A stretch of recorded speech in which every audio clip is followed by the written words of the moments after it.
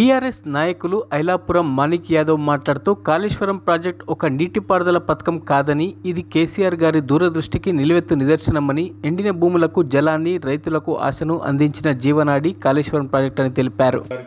Kaleshwaram commission నోటీసులు ఇవ్వడం జరిగింది. మరి మేము దీన్ని తీవ్రంగా వ్యతిరేకిస్తున్నాం. ఎందుకంటే గతంలో అనేక మంది ముఖ్యమంత్రులు రైతుల కోసం అనేకం చేసిరు. 2004 జూన్ 1వ తేదీ నాడు దివంగత నేత వైఎస్ఆర్ గారు రైతుల కోసం క్లౌడ్ సీడింగ్ మేఘ మదనం అనే ఒక ప్రాజెక్టును తీసుకొచ్చారు.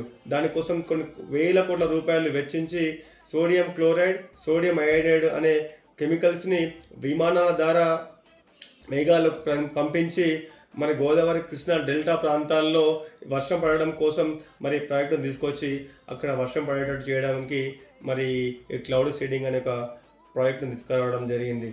మరి మాజీ మంత్రివర్యులు కేసీఆర్ గారు రైతుల కోసం రైతు బంధు, రైతు భరోసా, రైతు బీమా అనే ఒక పథకం తీసుకొచ్చిండు.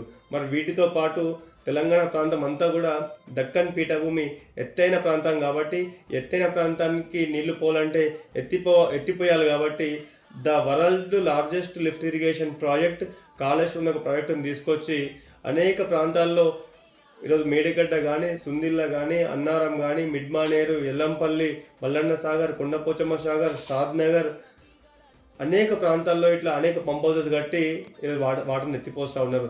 మరి కాళేశ్వరం ప్రాజెక్ట్ అంటే ఒక కాలువనో ఒక నదో కాదు, అనేక సొరంగాలు, అనేక కాలువలు, బ్యారేజీలు మరి అన్నిటి కలుపుకొనే మన కాళేశ్వరం ప్రాజెక్టు. మరి ఇట్లాంటి ప్రాజెక్టు మీద మరి కాలిపోయిందో కూలిపోయిందో అని నోటీసులు ఇవ్వడం ఖచ్చితంగా హేయమైన చర్యగా మేము భావిస్తూ ఉన్నాం. మరి రేవంత్ రెడ్డి గారు డిసెంబర్ 9 నాడు అట్ ఏ టైం 2 లక్షలు రుణమాఫీ చేస్తా అని చెప్పిండు. మరి ఎవరికి 2 లక్షల రుణమాఫీలో సంపూర్ణంగా అయిందని నేను మీకు విజ్ఞప్తి చేస్తూ ఉన్నా. ఖచ్చితంగా తెలంగాణ ప్రజలు అంతా గమనిస్తూ ఉన్నారు. సమయం వచ్చినప్పుడు సరైన రీతిలో సరైన సమాధానం తెలంగాణ ప్రజలు మీకు చెప్తారని తెలియజేస్తూ జై తెలంగాణ, జై కేసీఆర్. ధన్యవాదాలు.